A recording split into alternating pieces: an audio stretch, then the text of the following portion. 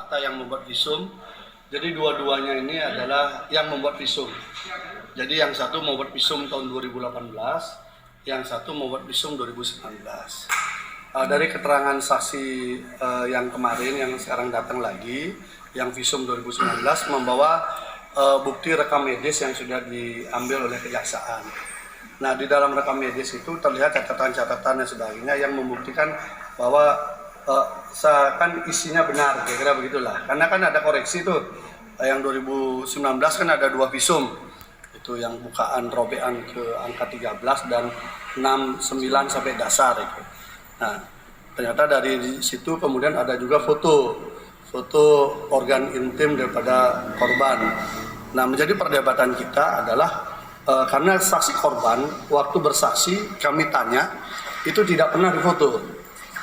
Ya, tetapi saksi ahli tadi mengatakan bahwa sudah izin untuk foto, itu satu. Tapi biarkan nanti itu menjadi catatan karena kan rekaman saksi korban kan ada. Kemudian yang kedua, bagaimana kita menentukan produk foto itu memang betul milik yang bersangkutan. Saya minta filenya, karena itu hanya printan aja. Langsung dikatakan filenya dihapus. Saya bilang ini ada nomor HP-nya Samsung S10. Saya minta udah HP-nya saja, kita akan datangkan ahli digital forensik untuk membuka data itu benar nggak. Foto itu diambil di waktu yang sama dengan waktu di visum. Dia katakan hilang. Jadi susah kita mengejar alasan lupa dan hilang. Dihapus, pertama lupa, dihapus, hilang. Nah, ini membuat kita kesulitan untuk membuat memverifikasi apakah validitas rekam medik ini memang baru dibuat atau memang sudah lama ya. Kemudian foto yang organ intim itu apakah milik yang bersangkutan atau milik orang lain atau memang diambil pada saat itu atau setelah itu. Yang pasti saksi korban di depan persidangan mengatakan tidak pernah diambil fotonya. Itu saya sudah tanya lebih awal sebelum saksi ini akan hadir. Berarti jadi itu Bang, ya? Itu sinkron antara korban dan mitra. Ya, artinya tidak sinkron dia. Nah, tapi apapun itu kita hargai sebagai sebuah bukti. Nah, saksi yang kedua ini validitas soal visum tahun 2018. Saya tanya, bagaimana SOP untuk membuat visum? Pertama harus ada korban yang melapor ke polisi. Kemudian polisi membuat surat dan sebagainya. Nah, korban ini kan melapor 2019. Oktober 2019. Visumnya itu Agustus 2018. Jadi setahun lebih awal visumnya dibandingkan korbannya melapor. Jadi ini menjadi perdebatan ini. Tapi alasannya karena polisi yang membawakan itu. Jadi dokter oke lah. Dokter tidak ngerti secara teknis laporan polisi. Tetapi secara pro justisia bahwa korban itu adalah baru divisum setelah dia melapor. Karena rujukannya kan ada pro justisia. Nah, tetapi ini setahun sebelum itu. Gitu. Jadi ini yang kita temukan. Dan saya katakan kepada saksi ahli yang visum 2019, jangan dong dikit-dikit langsung lupa, tidak ingat, kemudian dihapus, hilang. Itu kan cara-cara penghilangan jejak yang tidak bagus, yang menandakan kasus ini seakan sangat kuat rekayasanya gitu lah. Saya kira itu yang bisa saya dapatkan untuk kita dapatkan tadi di sidang. Dalam perspektif yang berbeda ya. Mungkin JPU karena kemarin visumnya dianggap lemah, sekarang ada rekam medik dianggap lebih kuat kan begitu. Tapi rekam mediknya ini pun kita kan tidak tahu kapan ditulis. Orang yang bikin dia ini ketika kita konfirmasi silangkan, yang paling gampang kita silangkan kan foto. Foto organ intim itu karena dia pakai HP. Berarti kita bisa lacak jejaknya kan.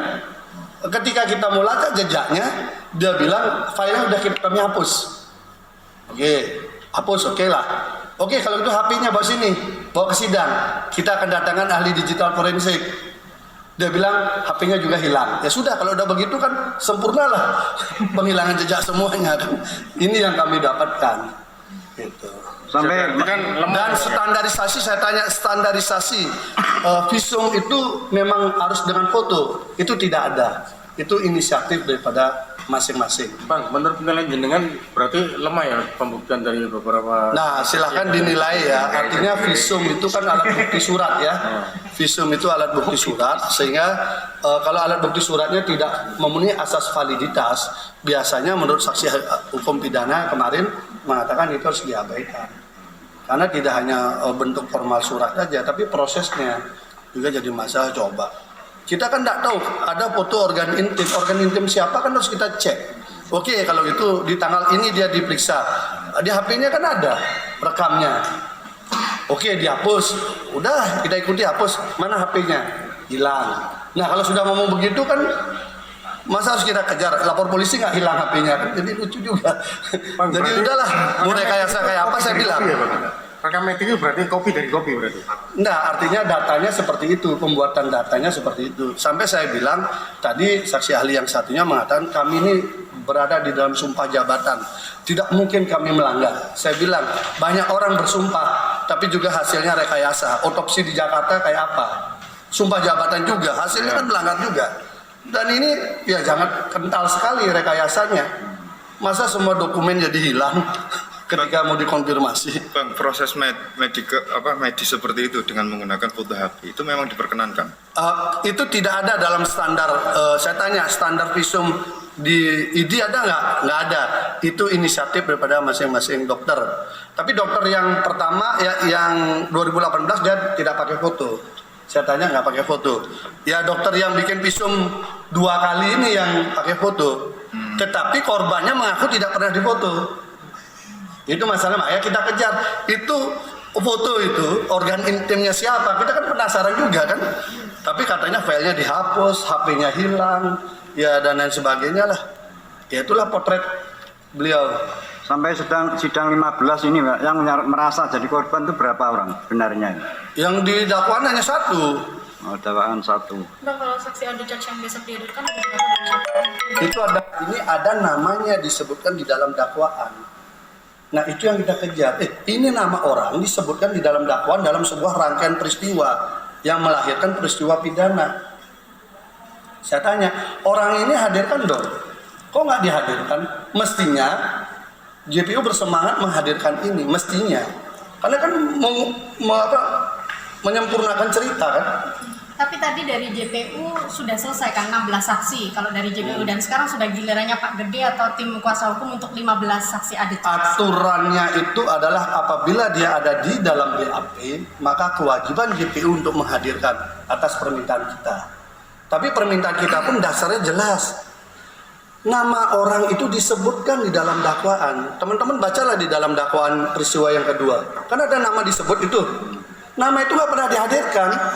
Kan aneh, saksi fakta tidak dihadirkan, saksi gosip banyak-banyak pakai baju LPSK. Ini apa gitu loh. Saya juga jujur aja saya komplain juga sama LPSK. LPSK segitu banyak dipakein seragam, semua testimonium diaudit tuh. Kemudian ada saksi fakta tidak dia urus. Kemudian ada staf ahlinya ikut-ikut bikin podcast menyerang klien kami. Ini LPSK sebagai apa gitu loh. Mau lembaga negara untuk melindungi saksi korban atau mau ikut membuat peradilan opini gitu loh. Itu saya juga sudah ada teman komisaris sana saya komplain juga. Kok begitu gitu loh. Misalnya dari pihak JPU kan merasa cukup untuk menghadirkan saksi dan dari nama yang ada dalam dakwaan tidak dihadirkan kan. Ya lucu lah. Drop peristiwa itu. Dengan untuk menghadirkan ini. Ya artinya itu harus di drop peristiwa itu. Berarti JPU sendiri tidak yakin dengan peristiwa itu kan. Dia nyebut nama orang terlibat di dalam proses itu. Ini orang mau diperkosa. Ini ngaku dia dapat WA ancaman. Katanya ada si A dengar melihat WA itu. Ini tidak dihadirkan.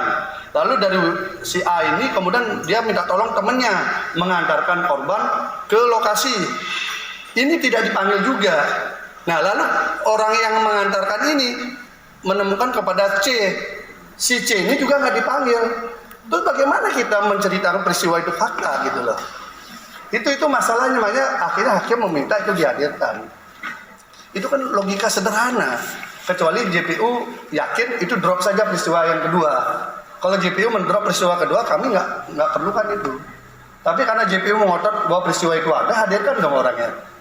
Masa orang yang terlibat itu dia tidak dihadirkan? Lalu orang yang mendengar cerita-cerita itu, yang istilah modernnya saksi gosip itu dihadirkan, kan lucu. Itu Berarti aja sih. Kamis nanti ada charge dari terdakwa. Yang ada di dalam BAP, Oh, berarti bukan. bukan yang kami hadirkan. Kami mungkin Senin baru menghadirkan saksi yang dari kami. Berapa jumlahnya? Kami mungkin bisa 15 sampai 20 orang. Tapi lebih cepat lah. Dan itu Karena kan sampai menceritakan pengalaman-pengalaman peristiwa itu, yang tahu-tahu peristiwa itu. Iya bang, dari 15 itu juga Mungkin 15-20 orang santri lah. juga, santri juga saksi yang meringankan. Macam-macam lah. Macam-macam lah. Hubungan sama saksi korban atau sama terdakwa apa mas? Apa ya? 15 sampai 20. Oh, nanti kan kita hadirkan, nanti kita tahu lah. Yang penting menceritakan peristiwa itu, menjawab peristiwa dakwaan. Jadi gini loh, ini kalau kita bicara kasus di sini, itu dakwaannya apa? Kan ada kronologis tuh. Nah, kronologis itu fakta atau enggak? Kan itu aja sebenarnya. Kalau dia fakta, maka dia bisa didakwakan. Tapi kalau